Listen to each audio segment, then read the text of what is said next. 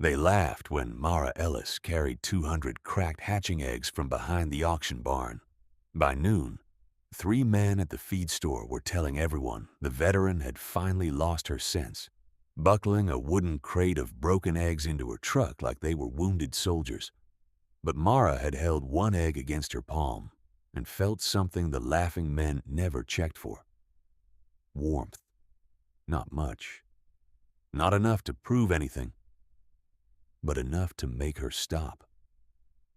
And 3 weeks later, when the old barn started peeping before sunrise, every person who laughed had to hear what Mara already knew.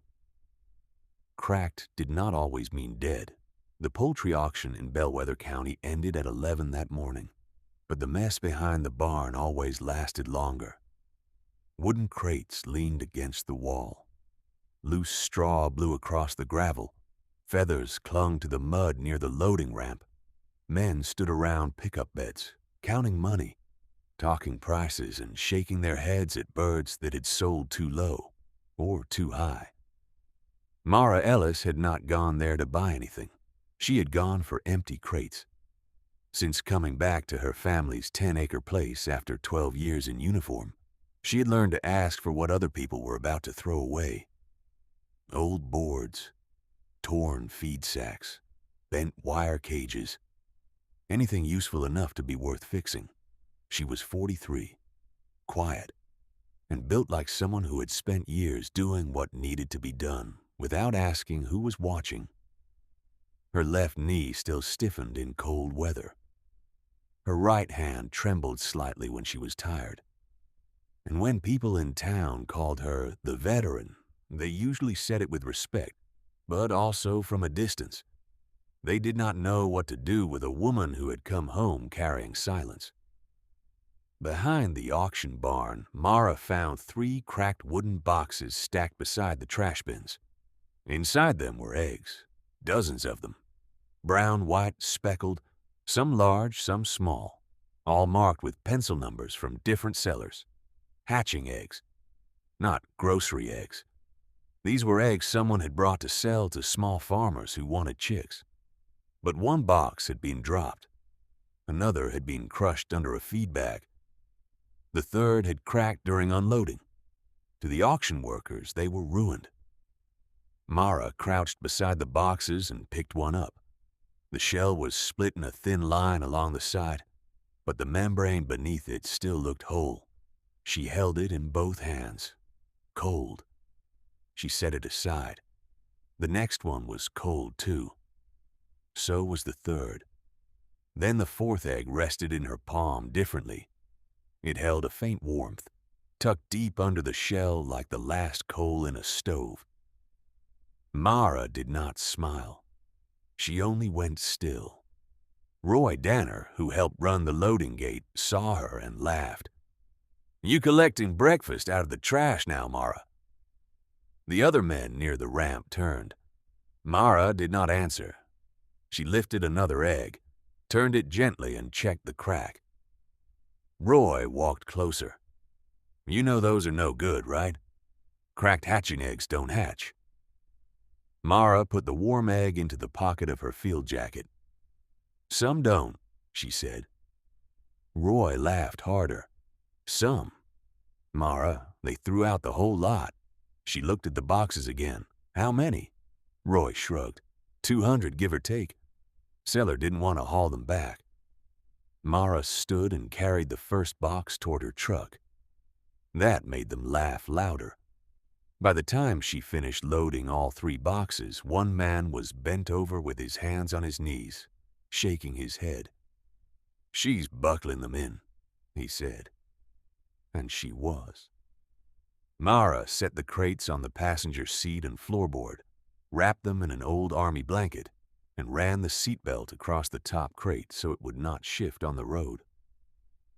Roy called after her, "You better name them before they rot." Mara shut the truck door. Then she looked back at him. "I'll check first." That was all she said.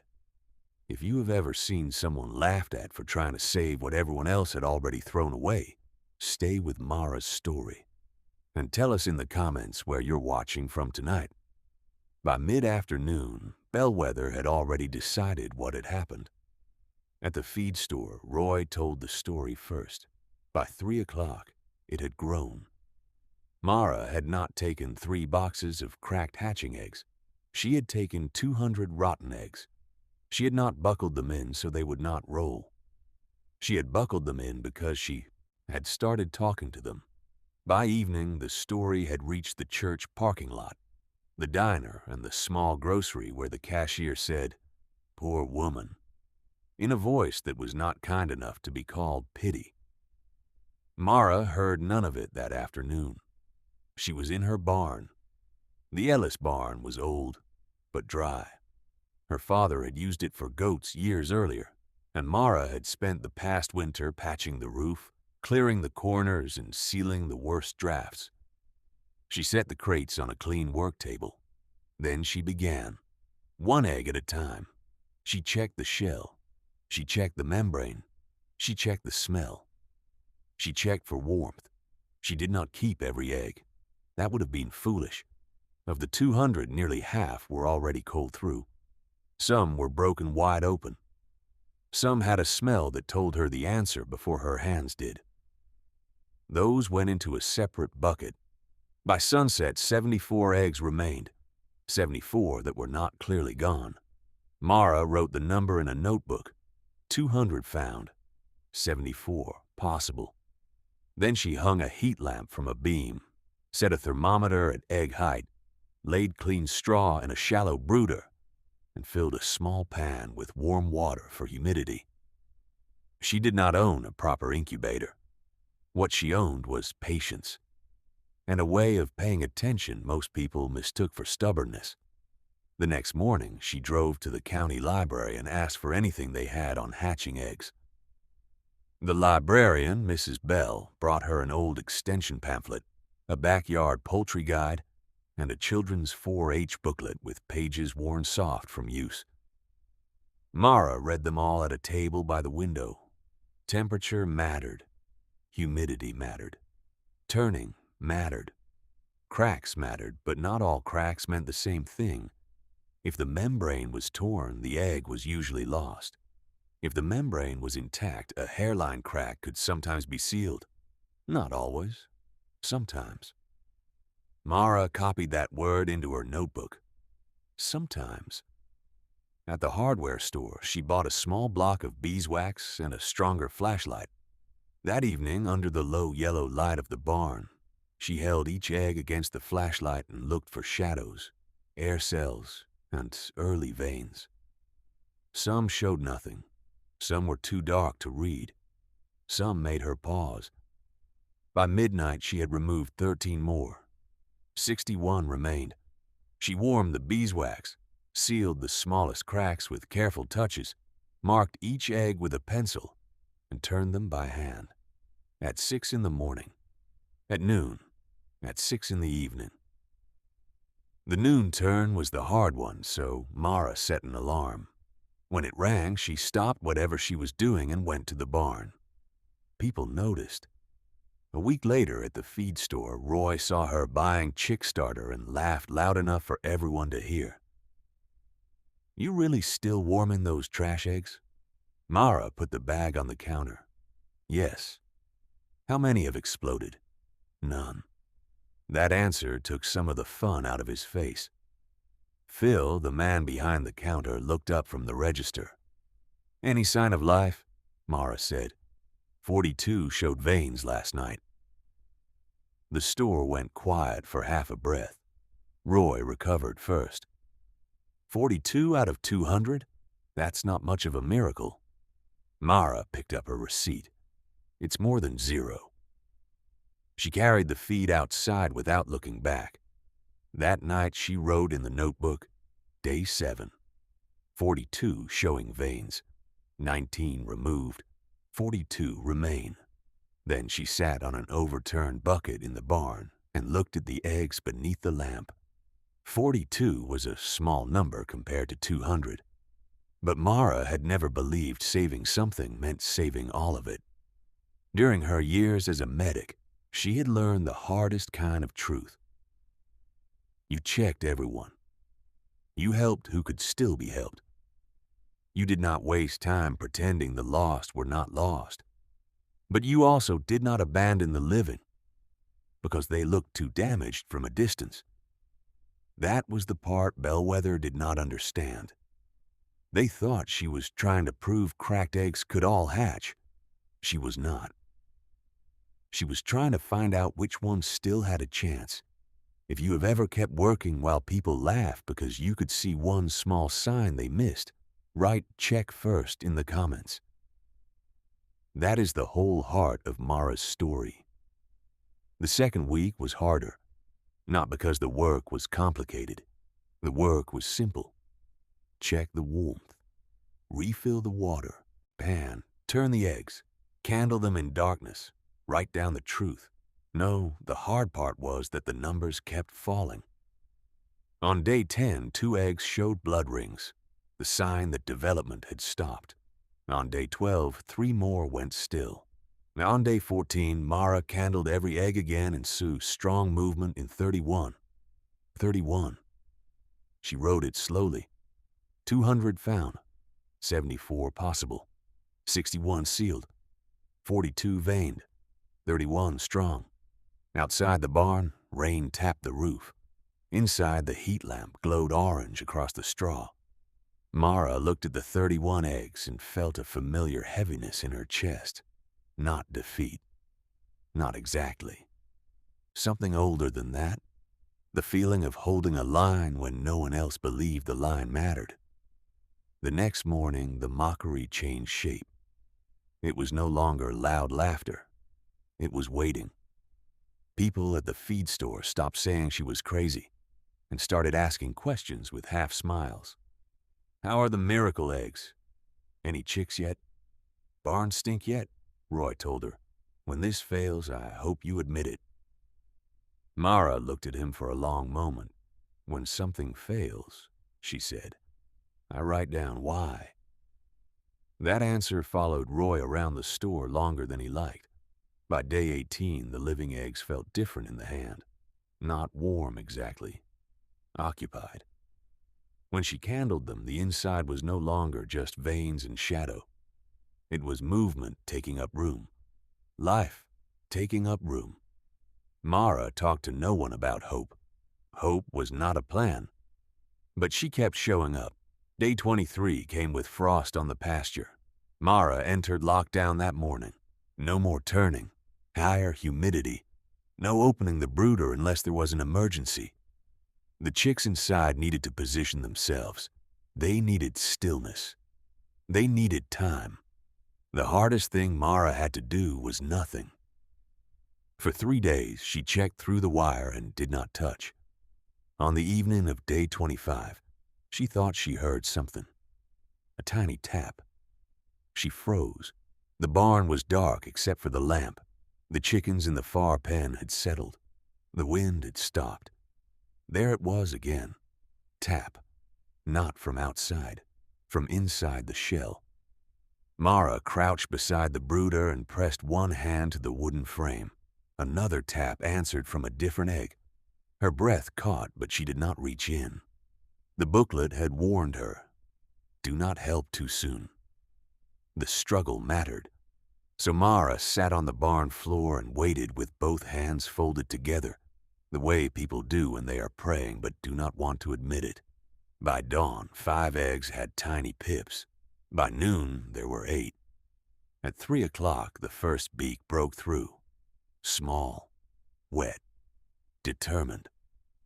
Mara watched that beak open and close against the shell, working at the crack everybody else had mistaken for an ending. She whispered, "Come on." The first peep came at 3:17. It was not loud. It was barely a sound. But to Mara, it filled the whole barn. The second came a minute later. Then a third. By evening, the barn was alive with thin, trembling peeps. That was when Phil from the feed store arrived. He did not come alone. Roy Danner was with him, along with 2 men from the auction barn and Mrs. Bell from the library, who had brought the 4-H booklet in her coat pocket, as if it were part of the evidence. They stood outside the barn door, No one laughed. Mara did not invite them in at first. She let them listen. Peep, peep, peep. Roy took off his cap. Phil whispered, "Well, I'll be." Inside the brooder, one chick pushed free of its shell and collapsed into the straw, wet and exhausted from the work of arriving. Mara did not touch it. She only watched. Roy stepped closer to the doorway. "How many?" Mara answered without turning around. 23, Pip." He swallowed. "Out of the cracked ones?" She looked back then. All of them were cracked. That ended the conversation. Stay until the end, because what happened after the peeping is the part that changed how the whole auction barn treated what it used to throw away. By the next morning, 19 chicks had hatched. Not 200, not 74. 19. Little damp bodies under the heat lamp, tiny feet learning straw, small beaks opening with demands much bigger than their size. Mara wrote the final hatch number in her notebook. 19 hatched. Then, underneath it, she wrote, 19, more than they expected. Bellwether changed slowly, the way small towns do when they have been wrong in public. First, Phil put a jar on the feed store counter labeled Mara's Chicks and told people donations were for starter feed. Then the auction barn owner called. His name was Clayton Reeves, and he was not a sentimental man. He had run livestock auctions for 30 years and believed most problems were caused by people being soft about things that had already lost value. He said, "I hear those eggs hatched." 19, Mara said. There was a pause. "Roy says you check them first." "I did." Another pause. "We get damaged hatching eggs twice a month, sometimes more." Mara waited. Clayton cleared his throat. "I can have the boys set them aside instead of tossing them. Fresh ones only. You decide what's worth trying." Mara looked through the kitchen window toward the barn. The chicks were under the lamp, peeping like a small argument against waste. "I'll come by after the next sale," she said. Spring came. The 19 chicks grew fast. 15 survived the first month. 13 made it to pasture. They scratched behind the barn, scattered through the grass, and followed Mara's boots whenever she carried feed. One afternoon, Roy stood at the fence, hands in his pockets, watching the birds move through the sunlight. He said, "I thought those eggs were done." Mara leaned on the fence beside him. "They look done." He nodded. "You didn't?" "No," she said. "I checked." Roy was quiet for a long time. Then he said, "I laughed. I heard. I'm sorry." Mara watched one young hen hop onto a stump and shake out her feathers like she owned the farm. "You were wrong," she said. "That's different from being unforgivable." By summer, the auction barn had a new rule. Cracked hatching eggs were no longer dumped automatically. They were set aside in a shaded crate marked "Check First." Most still did not hatch. Some were too damaged. Some had gone cold. Some never had life in them at all. But a few did. And because Mara checked, those few were not thrown away with the rest. The county talked about the 19 chicks for months. But Mara knew the story was not really about chickens. It was about the moment before judgment, that thin space between seeing damage and deciding death. People crossed that space too quickly. They did it with eggs. They did it with land. They did it with old barns and broken tools. They did it with neighbors who came home quieter than they used to be. Mara had been one of those people to them. Respected, maybe, but also written off in ways no one said plainly. Too quiet, too wounded, too changed, useful but distant, alive but not expected to grow. So when she held that first cracked egg behind the auction barn and felt warmth, she did not only recognize life in the shell, she recognized the mistake. The one people make when something has been damaged and they decide the rest of the story for it. Months later, on the first cool morning of fall, Mara walked into the barn before sunrise. The grown birds rustled in their pen. The old heat lamp hung above the brooder, unplugged now. On the shelf sat her notebook, the beeswax, the flashlight, and the pencil she had used to mark every shell. She opened the notebook to the first page, 200 found. She turned to the last page, 13 grown, new eggs expected by winter. Outside, the barnyard was still blue with early light. Then one of the hens gave a soft cluck from the roost. Mara smiled for the first time that morning, not because she had proven everyone wrong. That part had passed. She smiled because 13 living birds were waking up in a barn where 200 cracked eggs had once been called garbage. Mara Ellis had not saved all of them. She had saved the ones that still had life in them. And sometimes that is the whole difference between waste and a future. If this Willow Field story moved you, subscribe for more stories about forgotten wisdom, second chances, and people who see life where others only see what is broken.